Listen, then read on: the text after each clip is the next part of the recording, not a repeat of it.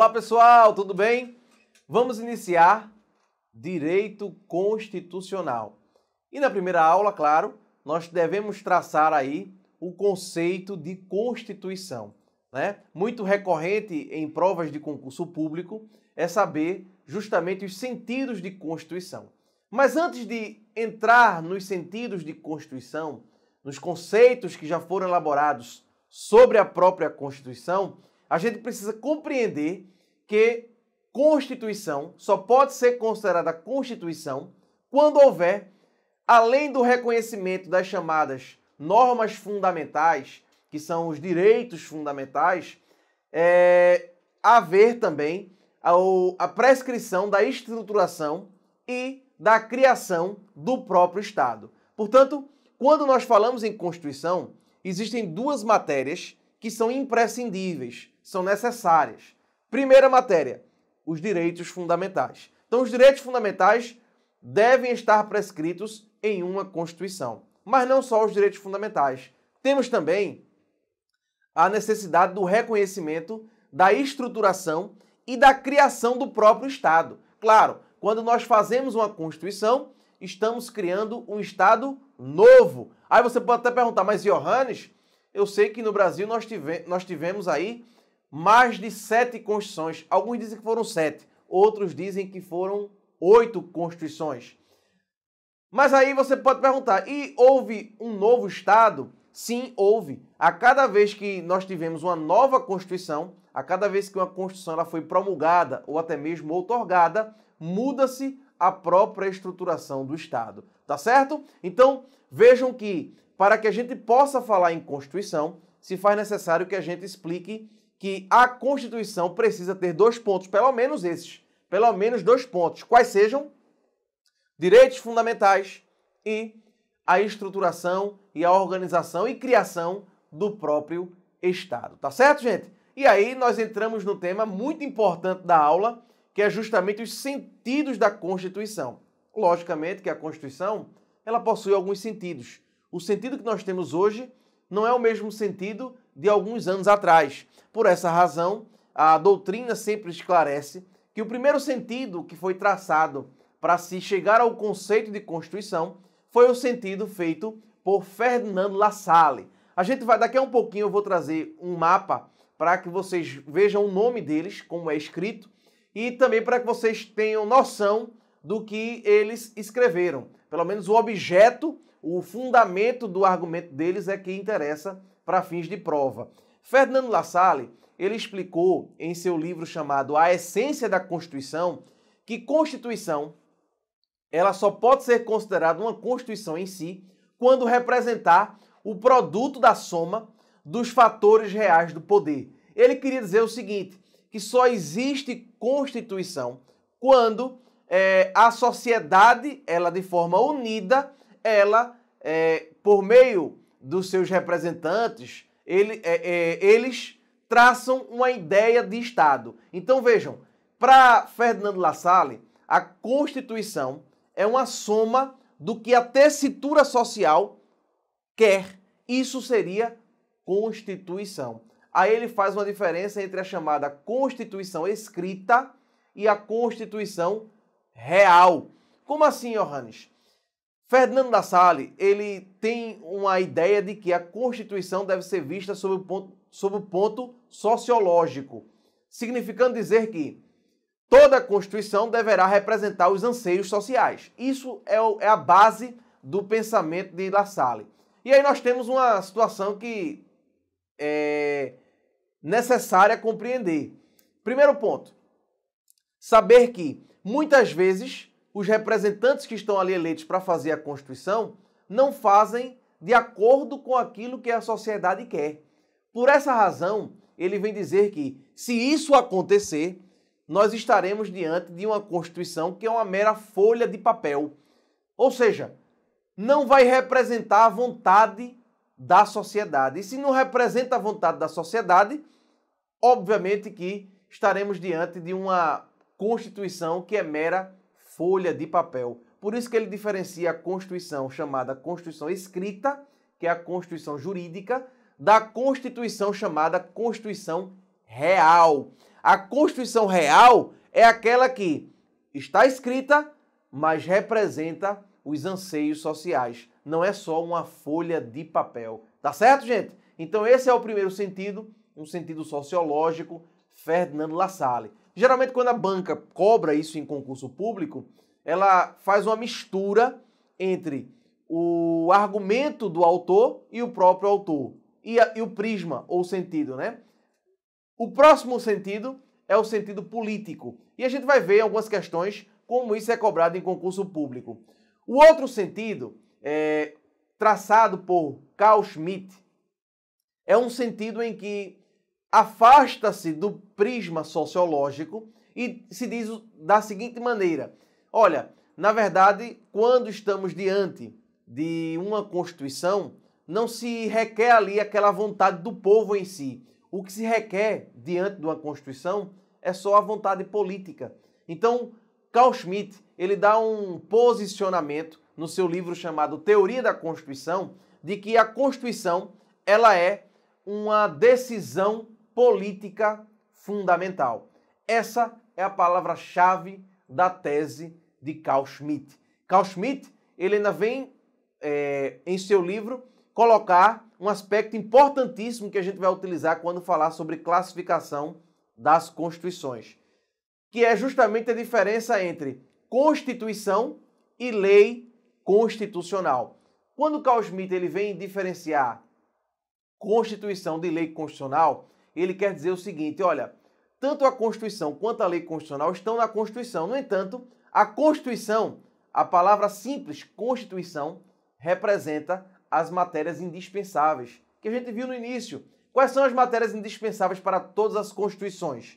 Primeiro, os direitos fundamentais. E depois, a criação, a organização e a estruturação do próprio Estado. Então, se uma Constituição só tiver essas matérias, ela será pura e simplesmente Constituição. Agora, se numa Constituição tiver, além dessas matérias, tiver outras matérias dentro dela, nós teremos uma Constituição e teremos também leis constitucionais. Ou seja, ele vem dizer que as leis constitucionais são matérias que não precisariam estar na Constituição, mas estão, tá certo? Essa diferença nós iremos abordar ainda com mais profundidade quando vermos as classificações das constituições sob o prisma formal e material. Tá bom, gente? Nesse momento, lembrar, sentido sociológico, Ferdinand Lassalle. Sentido político, Carl Schmitt. Lassalle explica que a Constituição é o produto da soma dos fatores reais de poder e Carl Schmitt, ele explica que Constituição, na verdade, é uma decisão política fundamental, tá bom? No século XX, veio um autor que quis abandonar essas duas teses aí levantadas, tá certo? Esse autor chama-se Hans Kelsen. Hans Kelsen, ele imprimiu em relação à Constituição um sentido puramente jurídico. Tanto é que o livro dele é chamado Teoria Pura do Direito. Ele quis afastar todo aspecto sociológico, todo aspecto político, todo aspecto econômico da Constituição. Ele diz, não, Constituição não tem nada a ver com sociologia, nem tem nada a ver com política. A Constituição está num plano diferente, que é o chamado plano do dever ser. Para ele, a Constituição, para Hans Kelsen, a Constituição, ela é uma norma pura fundamental. E aí Kelsen, no seu livro, ele traz aí dois planos para traçar o seu conceito de Constituição. O primeiro plano seria chamado plano lógico-jurídico, ou seja, a Constituição estaria numa situação hipotética. Não seria algo que está escrito, seria algo que está como pressuposto, uma coisa hipotética. E no plano jurídico positivo, seria a norma posta, tá certo? Aquela Constituiçãozinha escrita que nós temos seria o plano jurídico positivo. Mas para fundamentar aquela Constituição que está lá escrita, teríamos que ter aí, segundo ele, teríamos que ter um plano ideal que fundamenta justamente aquele plano escrito. Tá bom, gente? Em algumas provas ainda é explorado um outro prisma, o quarto prisma, que seria o chamado prisma cultural. Esse prisma cultural foi trazido para o Brasil por Meireles Teixeira, que seria um prisma, um sentido que faz uma amálgama, uma mistura de todos os outros sentidos. Então, para o prisma cultural, tanto a política quanto a sociologia e o próprio direito dariam ensejo ao conceito de Constituição. Então, para o prisma cultural, existe o sentido de constituição total, por ser ela um produto da própria cultura. Tá bom, gente?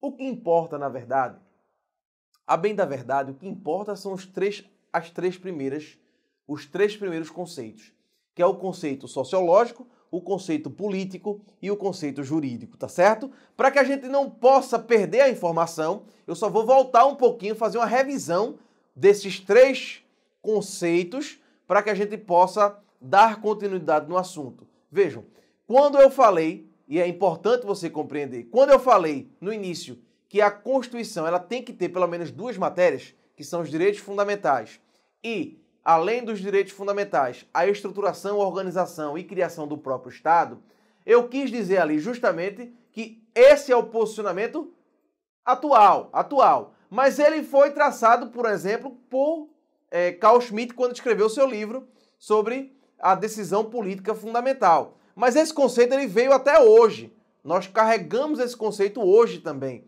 Como carregamos também o conceito de Hans Kelsen. E, aliás, nesse ponto é importante compreender que Hans Kelsen, quando escreveu seu livro Teoria Pura do Direito, ele criou uma ideia do ordenamento jurídico que escalona a norma. É o chamado escalonamento hierárquico das normas. Então, esse escalonamento ele vai dar justamente a ideia de que a Constituição está no ápice.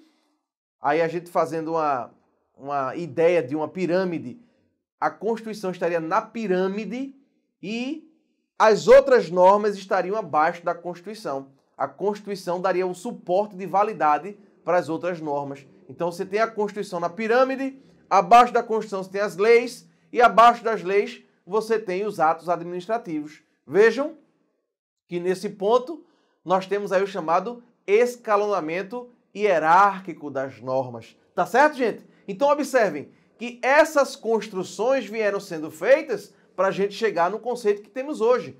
Primeiro, um conceito mais sociológico, Ferdinand Lassalle, que é justamente a soma dos fatores reais do poder. Depois nós tivemos um conceito muito mais político, Carl Schmitt, que traz aí a decisão política fundamental. Hans Kelsen, trazendo seu conceito jurídico, querendo se afastar de toda a ideia social e política que existiram na época, né? Que deram ensejo aos conceitos sociológico e jurídico. Então vejam que tudo isso fez uma certa mistura para se chegar no conceito cultural, que é um conceito que nós temos atualmente. Tá bom?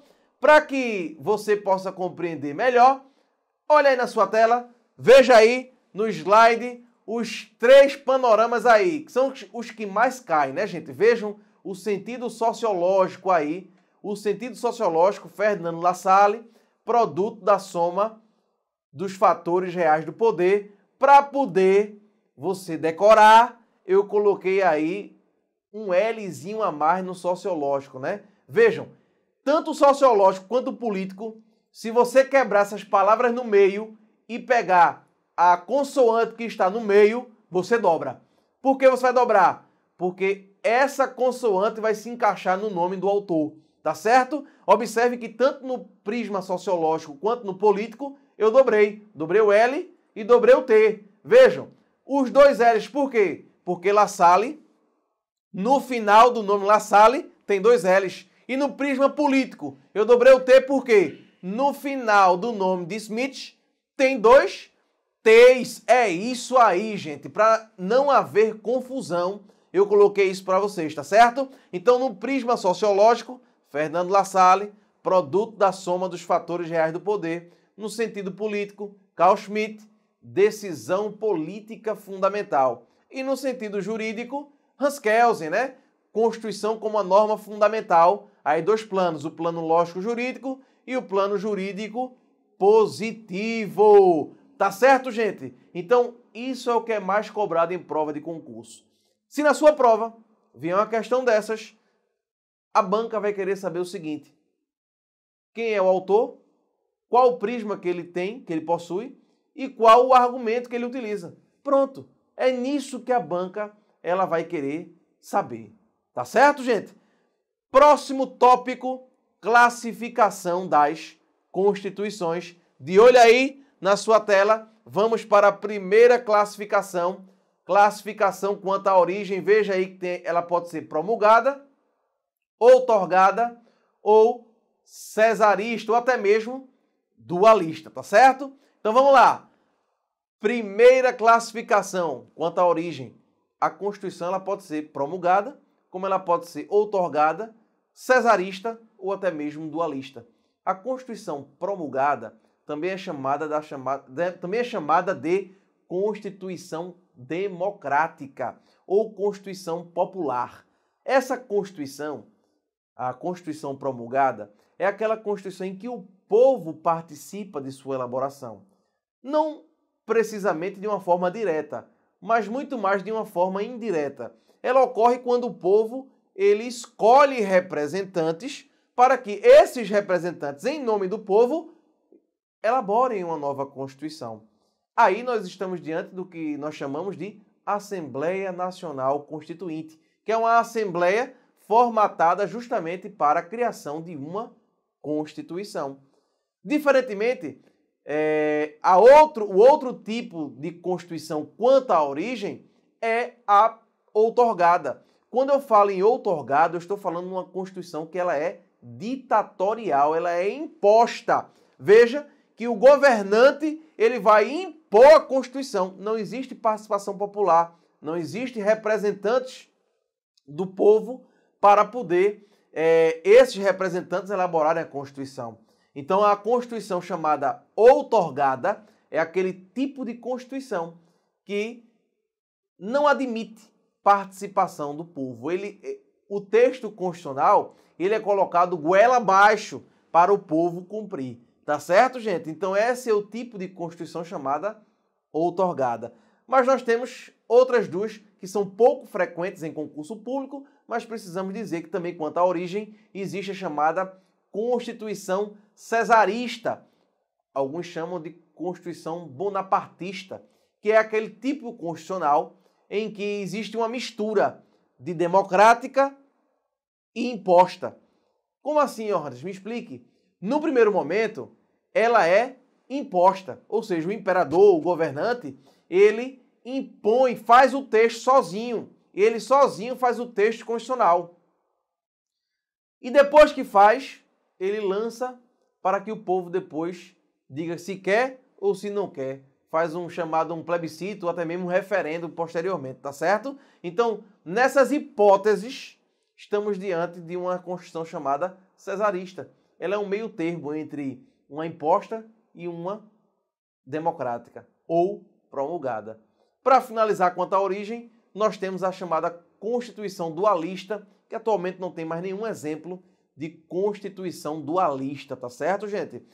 Mas a Constituição dualista, foi uma praxe no século XVIII e início do século XIX, ela era uma Constituição formatada por uma conjugação de interesses.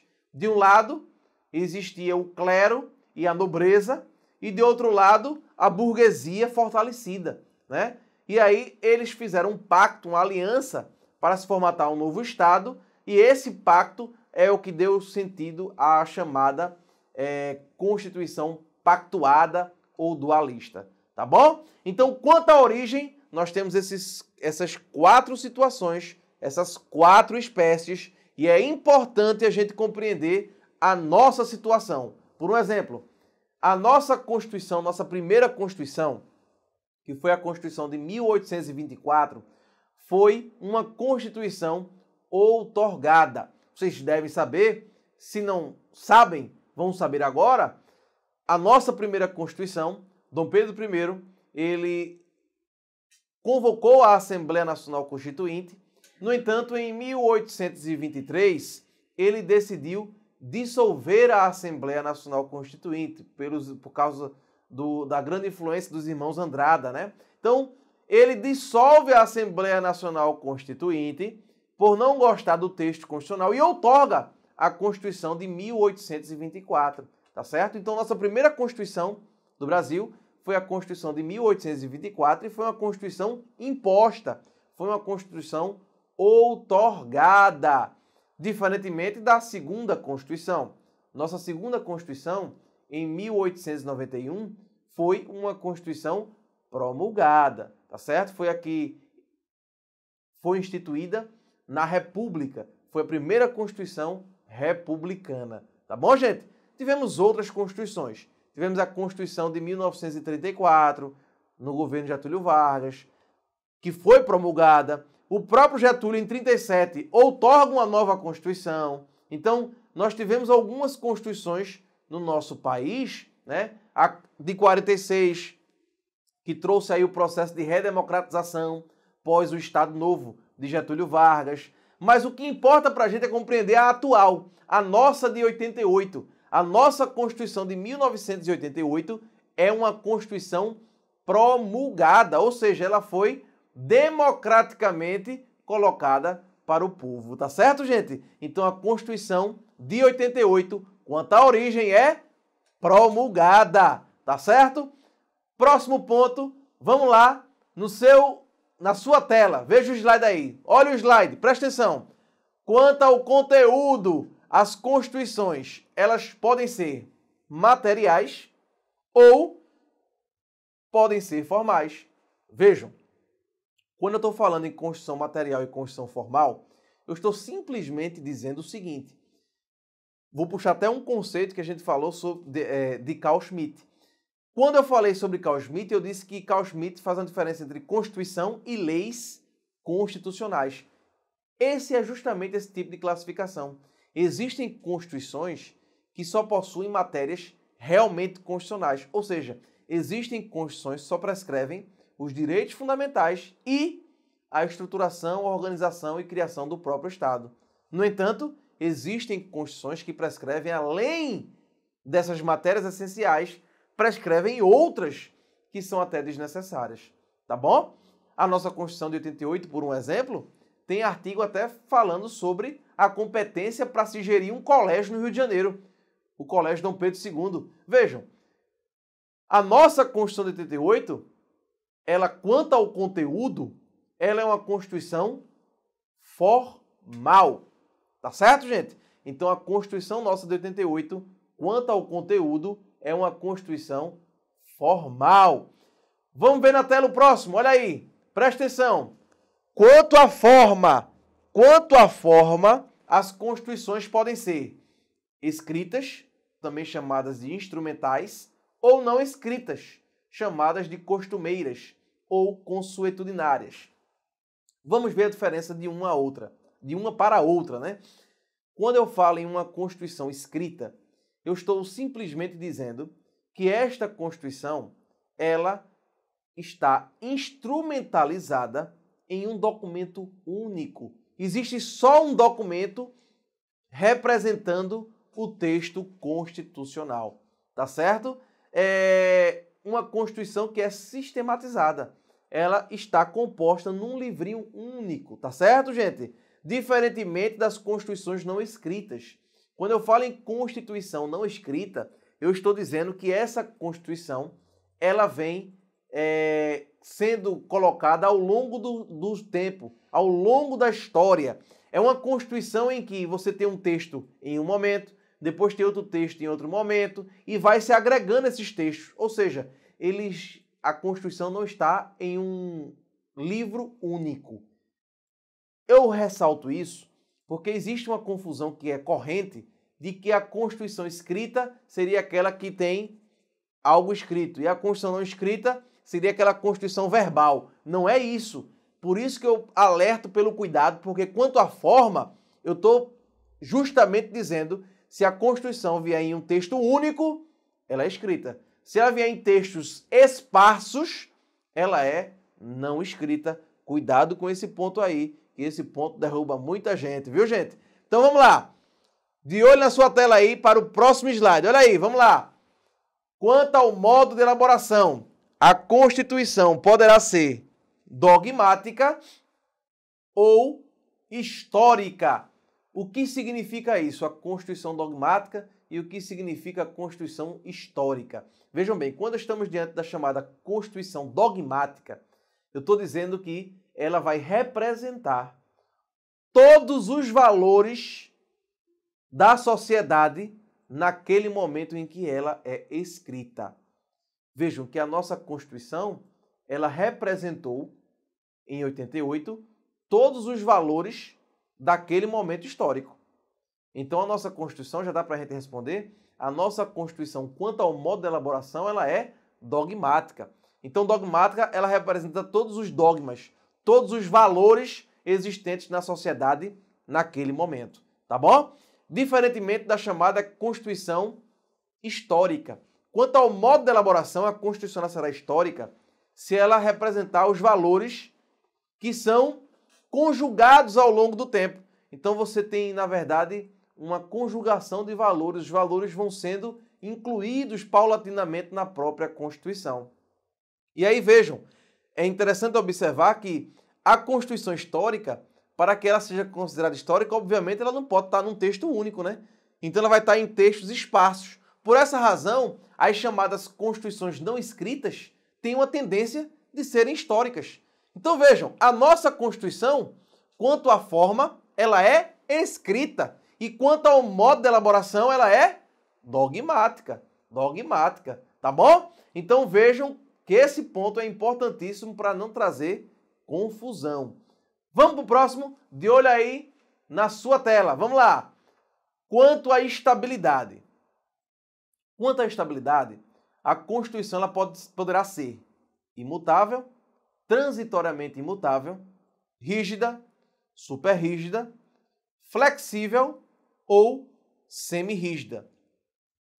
Quando eu falo numa Constituição imutável, é aquela que não cabe alteração do seu texto. Isso é quanto à estabilidade, tá, gente? Aquela Constituição que não cabe alteração em seu texto é chamada Constituição imutável. Hoje a gente não tem nenhum exemplo, ao menos que eu conheça, de uma Constituição dita imutável, tá bom? Aquela que não possui qualquer possibilidade de alteração. Eu não tenho em mente qualquer exemplo. Mas também não, temos outras hipóteses, outras espécies quanto à estabilidade, que é a chamada transitoriamente imutável. A transitoriamente imutável já tivemos um exemplo aqui no nosso país, a Constituição de 1824. E o que significa a chamada Constituição transitoriamente imutável? É aquela Constituição em que ela, em um certo período de tempo, ela não pode ser modificada, mas depois de um tempo, ela poderá ser. A de 1824 tinha uma previsão dessa. Ela passou um tempo sem poder ser alterada por ninguém, mas depois de um tempo, ela poderia ser alterada pelo próprio imperador. Tá certo, gente? Então vejam que essa é a chamada Constituição transitoriamente imutável. Essa é interessante saber porque nós tivemos um exemplo desse tipo de Constituição aqui no Brasil, a Constituição de 1824. Nós temos a chamada Constituição rígida. A Constituição rígida é a Constituição em que o processo de alteração do seu texto ele é mais solene, ele é mais dificultoso, que é o nosso exemplo atual, né? A nossa Constituição, por exemplo, para que a gente possa alterá-la, a gente possui um processo rígido de alteração, ou seja, para que a gente possa alterar a nossa Constituição, é imprescindível que nós tenhamos ali um quórum qualificadíssimo de 3/5, né? Então vejam que para alterar a Constituição hoje é muito difícil. E aí Alexandre de Moraes, ele vem colocando uma espécie específica de Constituição rígida. Ele diz que a nossa Constituição, na verdade, não é somente rígida, ela é super rígida por uma razão específica, porque existe um processo de alteração que é dificultoso, mas além disso, existem situações ou matérias que não podem ser alteradas. São as chamadas cláusulas pétreas, que está no artigo 60, parágrafo 4º da Constituição. Então, para Alexandre de Moraes, nós temos a chamada... Nossa Constituição é super rígida. O que é que eu faço na prova, Johannes? Você marca rígida. Se vier dizendo que a nossa Constituição é rígida, Tá certo. Se vier dizendo, de acordo com a posição de Alexandre de Moraes, hoje ministro do STF, a nossa Constituição é super rígida? Ok, tranquilo. Para a gente finalizar, temos a Constituição flexível e a semi-rígida. A flexível é aquela em que não tem diferença de alteração. A Constituição é tão fácil alterar uma lei ordinária como alterar uma lei constitucional, tá certo? Não existe diferença para a alteração de uma lei constitucional e uma lei ordinária. E a semi-rígida ou semi-flexível é aquela em que uma parte é alterada com um processo dificultoso e outra parte é alterada com um processo simples. Exemplo dessa, aqui nós tivemos, que foi a primeira também. Nossa primeira Constituição, além de ser transitoriamente imutável, ela também foi semi-rígida ou semi-flexível. Porque depois do tempo da imutabilidade dela, ela passou a ser semi-rígida. Tá certo, gente? A gente fecha o bloco aqui. No próximo bloco, a gente continua com a classificação.